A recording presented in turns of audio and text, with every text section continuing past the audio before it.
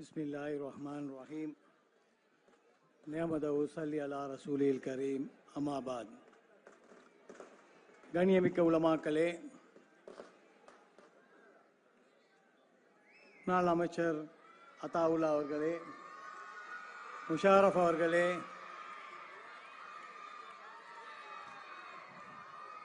மற்றும் இந்த மேடையில் இருக்கும் அனைத்து உள்ளங்களே, அஸ்ஸலாமு அலைக்கும் வரஹ்மத்துல்லாஹி வபரகாத்து. இந்த தேர்தல், இந்த மைதானம் ஒரு முக்கியமான ஒரு மைதானம். உங்களுக்கு தெரியும், இந்த நாடு பங்கோலத்தாவின் காலத்தில் ஒரு கேஸ் டேங்க் எடுக்கிறதுக்கு போலின்ல இருந்த கிரவுண்ட் தான் இது. இப்ப கேஸ் தாராளமா இருக்கின்ற நன்றி செலுத்துற ஒரு மைதானமாக மாறி இந்த நாட்டை பங்கோலத் பண்ணி இந்த நாட்டை இல்லாமக்கின ராஜபக்ச குடும்பம் இந்த முஸ்லிம்களுக்கு செஞ்ச அநியாயம் பச்சையா போட்டு பத்த வச்சே தான் செஞ்சாங்க. அந்த மாதிரி ஒரு காலகட்டத்தில் கஷ்டப்பட்டு இந்த மக்கள் கையேந்தி அல்லாஹ் கிட்ட கேட்ட ஒரு துவா, மாச கணக்கில் ராஜபக்ச குடும்பமே அழிஞ்சி போச்சுன்றத இந்த மேடையில் நான் சொல்லிக்கொள்ள விரும்புறேன். எங்களுடைய துவா எவ்வளவு பவர்ஃபுல் என்றதை நீங்க தெரிஞ்சுக்கொள்ளணும். மக்கள் எவ்வளவு கஷ்டப்பட்டாங்க, எவ்வளவு அழுந்தாங்க, எவ்வளவு நோம்பு பிடிச்சாங்க. என்னத்துக்கு? ஒரு நாலு மிங்கட உடலை நெருப்பு வச்ச வரலாறு எங்களுக்கு இல்லை. அப்படிக்கு வாழ்ந்த சமுதாயம், எந்த அரசாங்கம் வந்தாலும் பேரம் பேசக்கூடிய ஒரு சமுதாயமா நாங்க இருந்தோம். அந்த சமுதாயத்தை சீரழிச்சு அந்த சமுதாயத்துக்கு கொடுக்க வேண்டிய எல்லா பிரச்சனையும் கொடுத்த ராஜபக்ச குடும்பம் எப்படி சீரழிஞ்சு போனேன்றத நாங்க சொல்லி நீங்க தெரிஞ்சு கொள்ள வேண்டிய அவசியம் இல்லை. அதே மாதிரி இன்றைக்கு இந்த நாடு பங்கோலத்தாவின நேரம் வளமையாக ஒரு அரசாங்கம் இருந்தா, அரசாங்கத்துக்கு பிரச்சனை வந்துட்டா உடனடியாக கூப்பிடுற யாரு? எதிர்கட்சி தலைவர். எதிர்கட்சி தலைவரை கூப்பிட்டு சொல்றாங்க, இப்ப உங்களுக்கு எங்கட வெளிவிவகார அமைச்சர் வருவாரு, அலி சப்ரி தான் அந்த கோல் எடுத்தாரு. கோல் எடுத்து சஜித்துக்கு சொல்லுவாரு, நாடு பிரச்சனையாக இருக்கு, நாங்க இதை உங்களுக்கு கொடுக்க ரெடி ஆகிறோம், உடனே வந்து பாரம் எடுங்கன்னு சொல்லி. அப்படியெல்லாம் பாரம் எடுக்கலாம். நாங்க வந்து சென்ட்ரல் பேங்க் கவர்னரை காணணும் முதல்னு சொன்னாங்களாம். உடனடியாக சென்ட்ரல் பேங்க்ல கவர்னரை கொண்டு அலி சப்ரி அரேஞ்ச் பண்ணின நேரம் யார் வந்திருக்கிறா? சஜித் பிரேமதாஸ், கபீர் ராஷிம், அவங்களோட கட்சியில 4 பேர் பேச்சுவார்த்தை, ஹிரான் விக்ரமரத்ன, ஹரிஷ், அவங்க தான் பினான்ஸ் மினிஸ்டர். இவங்க 4 பேரும் வந்து தான் அவரோட பேச்சுவார்த்தை வச்சாங்க. அவர் எல்லாம் விளப்பமா சொல்லிக்காரு, நாடு பங்கோலத்தாவி இருக்கு, இப்படி இதுதான் செய்யணும், இதுதான் செய்யும், இதுதான் மாற்றம் அப்படின்னு சொன்ன நேரம் திரும்ப அலி சப்ரிக்கு ஒரு கோல் வருது. எங்களோட தலைவர் சொல்லிட்டாரு, இந்த நாட்டை பாரம் எடுக்க நாங்க தயார் இல்லை. அடே யுத்த நதி கடுவ கொஸ்கோட்டான்னு கேட்டானாம். இந்த நாட்டில் ஒரு பிரச்சனை இருக்க போல, அந்த பிரச்சனைக்கு தீர்வு கொடுக்க தெரியாத எதிர்கட்சி தலைவர் என்ன மசருக்கிட்டான்னு கேட்டானாம்.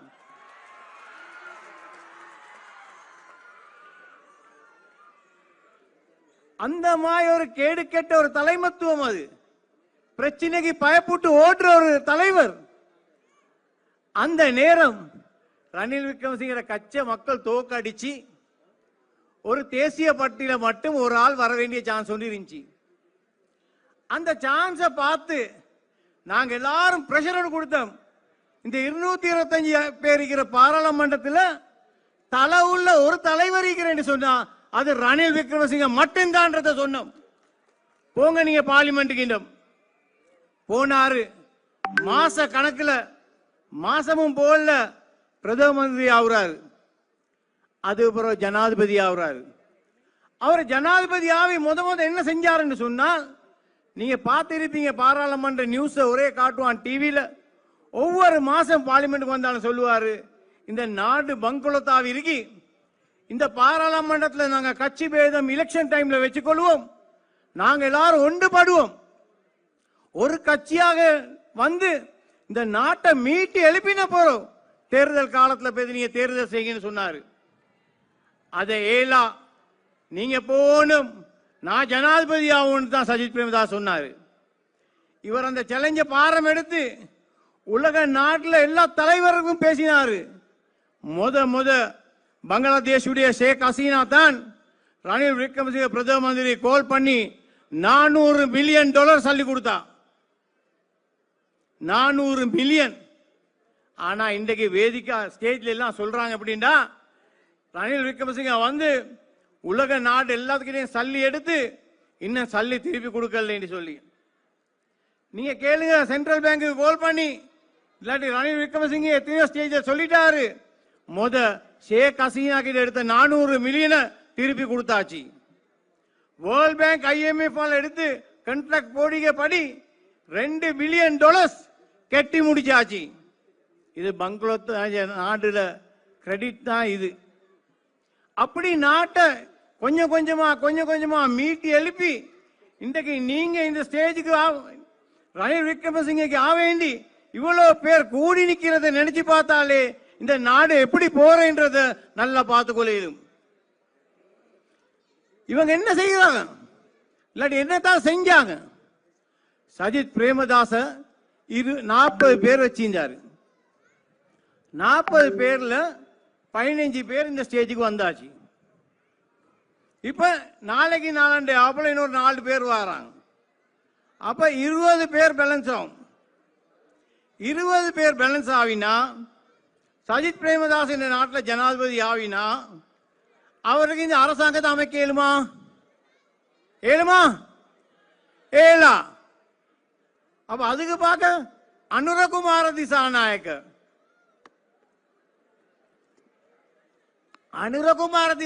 என்ன செய்கிறாரு? ஒரு லொரியில ஏறி போறாரு, கொஞ்சம் சனத்தை போடுறாரு, அந்த கோல் பேஸ்ட போட்டோ போடுறாரு. போட்டு அனுரகுமார் தான் ஒசகை தான் ஈப்பாரு. நாங்க வெத்தி வர போல அவர் ஒசகதான் ஈப்பாரு. சஜித்தும் ஒசகதான் ஈப்பாரு என்று சொன்னால் உண்மைக்கும் பொய்யும் மக்களுக்கு நல்லா விளங்கும். இவங்க யாரு? இவங்களோட வரலாறு என்ன? இவங்க என்ன செஞ்சவங்க? இந்த நாட்டுக்காக வேண்டி இவங்க என்னத்தை கிழிச்சாங்க என்று நாங்க கேட்போம். இந்த நாட்டில் 70, 77 எல்லாம் ஆட்களை கொண்டு சுமிச்சை தான் வேலை. ஊட்டோல பூந்து தங்கத்தை கலவனை தான் வேலை. மக்களை கொண்டது, ஓட் பண்ண போன கொண்டது, கையை வெட்டினது, மங்கொள்ள அடிச்சது, பேங்க் உடைச்சது, பேங்க்ல இருந்து தங்கத்தை கொண்டு போன இதெல்லாம் செஞ்சு இந்த யாரும் இல்ல, அனுரகுமார திசாநாயகர டீம் தான். இப்படியா கொஞ்சம் ஒரு கள்ள கும்பலை கொண்டு நாங்க நாட்டில் ஜனாதிபதியாக எங்களுக்கு என்ன பைத்தியமா? சஜித் பிரேமதாஸ் அடுத்தாப்புல இவருடைய வரலாறு என்ன? வரலாறு என்ன? என்னத்தை செஞ்சிக்காரு? உங்களுக்கு தெரியும். இங்க 300 வீடு கட்டுறது கல்லு வச்சுட்டு போனாரு. 300 வீடு கட்டுறது கல்லு வச்சுட்டு போனாரு. கல் அப்படியே ஈக்குது. சஜித் பிரேமதாஸ் எங்கேயோ பேத்தாரு. அதே மாதிரி தான் தாருசலாம் ஸ்கூலுக்கு கொண்டு அந்த ஒயிட் போர்டு, அவட ஒயிட் போர்டு கொடுக்குற வேலை உண்டு எல்லா ஸ்கூலுக்கும். அது எங்கிட்ட வர சல்லின்னு இன்னும் வெளியே வரல. அந்த ஒயிட் போர்டை கொண்டு போட்டு அதை மறுவா கல்ட்டியும் பேத்தாச்சு. அப்ப இதுல உங்களுக்கு என்ன விளங்குது? பிள்ளைகள படிப்புக்காக வேண்டி கொடுக்கிற ஒயிட் போர்டு இல்லை. இது எந்த தேர்தல் பிரச்சாரத்துக்கு கொடுக்கிற ஒயிட் போர்டுன்றது இன்றைக்கு எல்லாத்துக்கும் விளங்கியாச்சு. இந்த மாதிரி ஒரு நிலைமை தான் சஜித் பிரேமதாசர நிலைமை. ஆனா ரணில் விக்ரமசிங்க தனியாக வந்து இந்த நாட்டில் வரலாறுல தரக்க ஒரு தேசிய பட்டியல ஒரு ஆள் வந்து இந்த நாட்டில் பிரதம மந்திரியாவி இந்த நாட்டில் ஜனாதிபதி ஆவின ஒரே ஒரு மனிதன் எங்கட ஹிஸ்டரியிலே இல்ல. அது ரணில் விக்ரமசிங்க மட்டும்தான். வந்தது மட்டும் இல்ல, நான் அன்றைக்கும் சொன்னேன், இன்றைக்கும் சொல்றேன். 225 பேர் இருக்கிற பாராளுமன்றத்தில் அதை அடிக்கிறதுக்கு தலையொண்டே இல்லை. அந்த மாதிரி ஒரு செல்வாக்கு முழு உலகத்திலே IMF டெலிபோன் கோல்ல உடனே கோலோண்டு எடுத்து சென்னா சல்லி கொடுக்கிற ஒரு தலைவரா மாறிக்காரு. இப்ப இவங்க எல்லாரும் சேர்ந்து என்ன செய்யறாங்க? இவங்க எல்லாரும் சொல்லி கொண்டிருந்தாங்க. ஆனா இங்கட தலைவருடைய மேனிஃபெஸ்டோ என்ன சொல்லுது? புலுவாங் ஸ்ரீலங்கா, புலுவாங் ஸ்ரீலங்கா, புலுவாங் ஸ்ரீலங்கா. அப்படி සියලු දෙනාටම පුළුවන් ද බැරිද? පුළුවන්, පුළුවන්, පුළුවන්. அதுதான் ஸ்ரீலங்கா. இந்த மாதிரி ஒரு நிலையில நாங்க இருந்து கொண்டு இந்த நாட்டில் எல்லா மக்களையும் சந்தோஷமாக, இப்ப நீங்க பாத்தீங்க எங்களுக்கு என்ன அநியாயம் நடந்துச்சு. முஸ்லிம்களுக்கு இந்த பாஸ்கு விருதாக போறோம், ஒரு புடவையை போட்டுக்கொண்டு போயிடலாம், தலையில போட்டுக்கொண்டு போயிடலாம், என்ன பிரச்சனை எல்லாம் பண்ணினாங்க. இப்படியெல்லாம் கஷ்டப்பட்ட நாங்க இந்த ராஜபக்ச மாற துரத்தி ரணில் விக்ரமசிங்க பாரம் எடுத்த பொறவு இந்த 2.5 வருஷமா எவ்வளவு நிம்மதியாக நாங்க வாழ்றோம். எல்லா சமுதாயம் எவ்வளவு சந்தோஷமா ஆகிக்கிறோம். ஆனா ஒரு கஷ்டமான ஒரு விஷயம் என்னடா, இங்கட நாணமார் 2 பேரும் செய்தானோட. இந்த நாணமார் 2 பேருமா கோலேன்னு ஒருத்தரும் இல்ல. கோலையெல்லாம் இங்க எல்லாருமே இங்க ஒருத்தன் வந்துட்டு சல்லி எடுத்துக்கொண்டு ஓடி போய்தான் வருவாங்க. அதனால நாங்க கவலைப்பட வேண்டிய அவசியம் இல்ல. நேர்மை எங்கேக்கோ உண்மை எங்கேக்கோ அங்க மக்கள் கூடுவாங்க.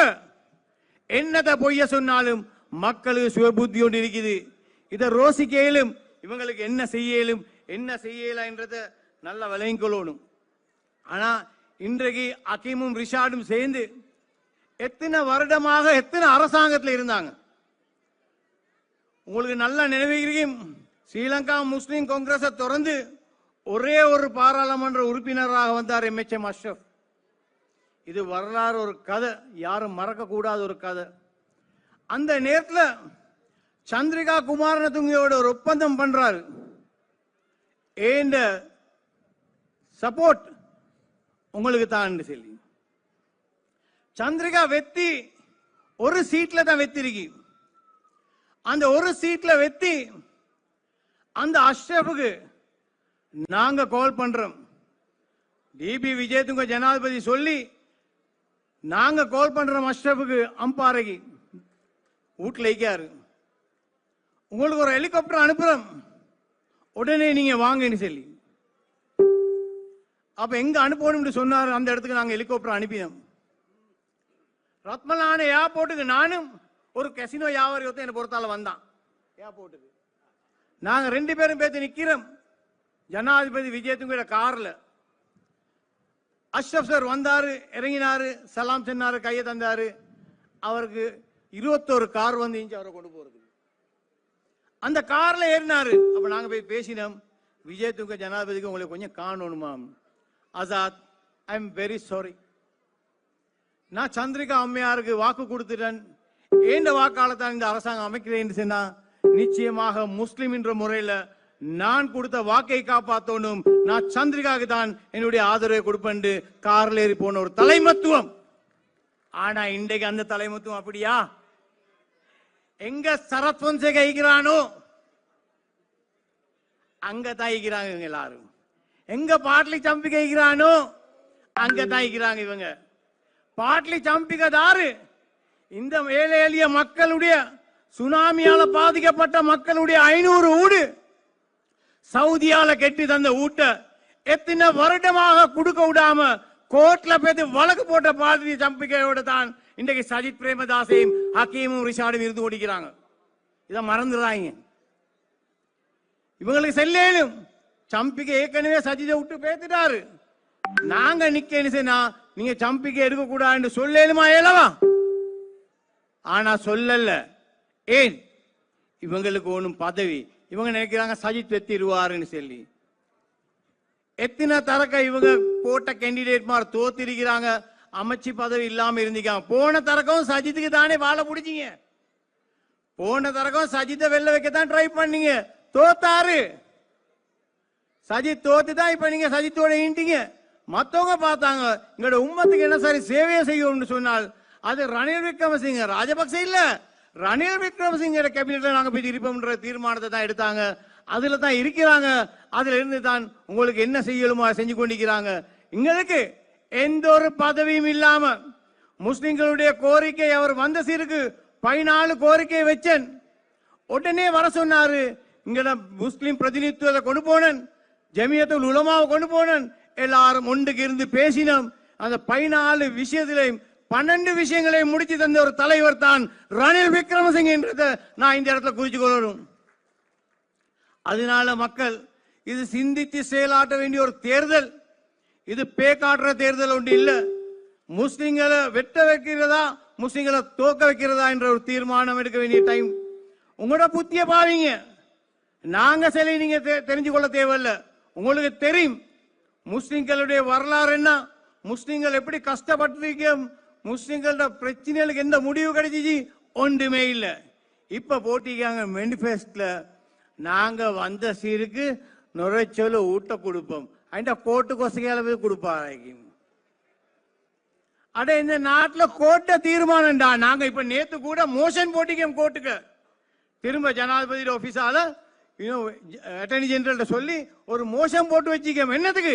என்ன முறையில தான் இதை எடுத்து மக்களுக்கு கொடுக்கணும்.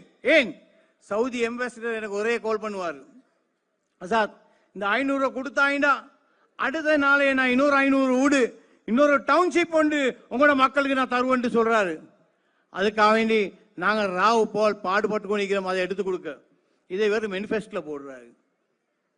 அப்ப இவர் கோர்ட்டுக்கு போயிஞ்சு சஜபே தலைவர் என்ற முறையில வீட்டுக்கு அமைச்சராயிருந்தார் தானே. இங்க 300 வீடு கட்டி அதை கொடுக்கல, கல்ல வச்சுட்டு போனாரு. அப்படியே அங்க சவுதியால கெட்டி தந்த 500 வீடு கொடுக்க இங்கே அது கொடுக்க வக்கில்லாத ஒரு மினிஸ்டர் தான் சஜித் பிரேமதாஸ். இப்ப இவர் வந்து சொல்றாரு நாங்க வந்த சரிக்கு இந்த ஊட்ட கொடுப்போம். இந்த மாதிரி பேரம் பேசுகிற இந்த மாதிரி பொய் பேசுகிற தலைமத்துவம் எங்களுக்கு வானா. நாங்க ராவ் போல் கஷ்டப்படுறேன்னு சொன்னால் நாங்க எந்த ஒரு அரசாங்கத்துக்கும் பாரமாய்க்கிற சமூகம் இல்லை. இந்த நாள் நாங்க சம்பாதிச்சு நாங்க தின்றை எவன்கிட்டையும் பேசி நாங்க பிச்சை எடுக்கிற சமுதாயம் இல்லைன்றதை நான் இந்த இடத்துல கூறிக்கொள்ள விரும்புகிறேன். அது எந்த அரசியல் கட்சியா இருக்கட்டும், எந்த தலைவராக இருக்கட்டும், முஸ்லிம்கள் பிச்சை எடுக்கிற இல்லா சமுதாயம். நாங்க எங்களுக்காக வேண்டி பாடுபட்டு எங்களோட குடும்பத்தை காப்பாற்ற ஒரு தலைமத்துவம் எங்களோட வீட்டுல இருக்கு.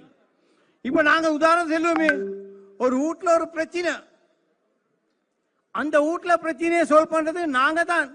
வீட்டுக்குள்ளே பேச்சுவார்த்தை பண்ணி அந்த பேச்சுவார்த்தையில ஒரு சுமூகமான ஒரு தீர்வுக்கு வருவோம். ஆனா இந்த நாட்டு பிரச்சனை வரப்போ போல எல்லாரும் ஒன்றுபடணுமா இல்லையா? ஆனா அந்த நேரத்திலையும் நாங்க அரசியல் தான் செய்வோம்டா. எங்களேமாய் கேடு கெட்ட தலைமத்துவம் எங்கேயுமே இல்லை. அதுதான் அடைஞ்சி. அதனால இன்றைக்கு நீங்க எல்லாரும் எடுக்க வேண்டிய தீர்மானம் என்னன்னு சொன்னால், நாங்க என்ன செய்ய போறோம், நாங்க எப்படி வாக்களிக்க போறோம், நாங்க எப்படி மற்ற ஆட்களுக்கு சொல்ல போறோம். இப்ப பேஸ்புக் பைத்தியம் உண்டு.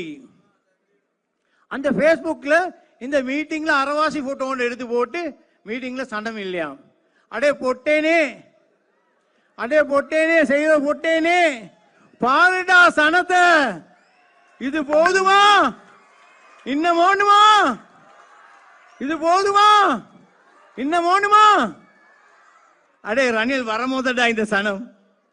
ரணில் வந்தா பாரு வரவே இல்ல, உள்ளுக்கு வர எனக்கே கார்ல உள்ளுக்கு வரையலாம் போச்சு. அப்படி இருக்கிற சனத்தை காட்டி பே காட்டுறான், சனம் இல்லையா. இப்படி வேலை இல்லாத செவலையனோ இருக்கதான் செய்யறான். இனி இதுதான் நாட்டில் நிலைமை. உள்ளத பேச மாட்டான், பொயிலே காலம் போய் செலவனுக்கு கம்ப்யூட்டர் கொடுத்து 50,000 சம்பளத்தை கொடுத்து வச்சிக்கானோ இந்த வேலைக்கு தான். இப்ப இன்ஜினியர் போட்டோ எடுத்து போடுறோம், இன்னைக்கு தான் இப்ப ஒருத்தன் தான் சரி இந்த போட்டோ இன்ஜினியர் அங்க அனுப்பி அங்க அதை வெட்டி எடிட் பண்ணி போடுறான். சனம் இல்லை. நான் உண்டா போட்டோ எடுத்தாரு எம்டா போடுங்களே பார்க்க ஸ்டேஜ்ல இருந்து எடுத்தாரு.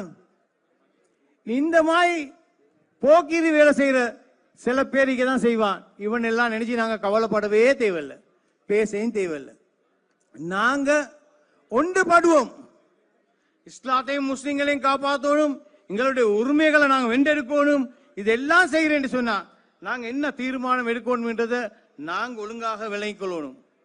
அதனால ஒன்றுபட்டு ஒரு சமூகமா இருந்து 21ஆம் தேதி இந்த நாட்டை காப்பாற்றக்கூடிய தலைவர், இந்த நாட்டை காப்பாற்றின தலைவர், முஸ்லிம்களையும் சிங்கள தமிழ மக்களை ஒற்றுமை வச்ச ஒரு தலைவர். இந்த தலைமத்துவுக்கு நாங்கள் வாக்களித்து ரணில் விக்ரமசிங்கை ஆக பெரிய ஒரு மெஜாரிட்டியில அவரை வெத்த வைக்கணும் என்று சொல்லிக்கொண்டு என்னுடைய உரையை முடித்துக் கொள்றேன். வாஹிர் தாவானா அனில் அல்ஹம்துலில்லாஹி ரபில் ஆலமீன். அஸ்ஸலாமு அலைக்கும் வரஹ்மத்துல்லாஹி வபரகாத்துஹு.